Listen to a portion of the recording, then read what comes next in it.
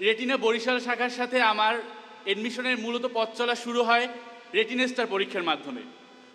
যারা সাইকেল চালাইছে কখনো সবাই জানে সাইকেলে কিন্তু প্রথমে একটু প্যাডেল দিতে কষ্ট হয়। প্রথমে একটু কষ্ট করে প্যাডেল দিলে সাইকেল যখন একটা রানিং অবস্থা আসে তারপর ইজিলি সাইকেল চালানো যায়।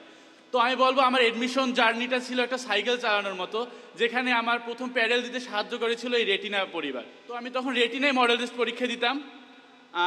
মডেল টেস্ট পরীক্ষা শেষ, তখন শুনতে পারি যে এরপরই রেটিনা স্টারের পরীক্ষা।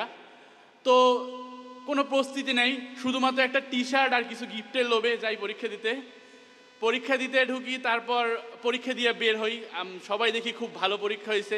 প্রথমে একটু নিজের ইনসিকিউর ফিল হতেছিল যে আসলে পরীক্ষা মনে বেশিটা ভালো হয় নাই, কারণ হচ্ছে আমি আগে কখনো এভাবে মেডিকেল স্ট্যান্ডার্ড কোনো পরীক্ষা দেইনি। তো পরীক্ষা ভালো হয়েছে কিনা খারাপ হয়েছে সেটা আমি তখন বুঝিনি।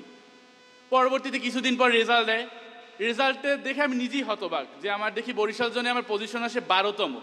একদম কোনো প্রিপারেশন ছাড়া 12তম যখন পজিশন আসে তখন চিন্তা করি আসলে হয়তো আমার ভিতরে কিছু পটেনশিয়াল আছে, না হলে তো এরকম পজিশন করতে পারতাম না।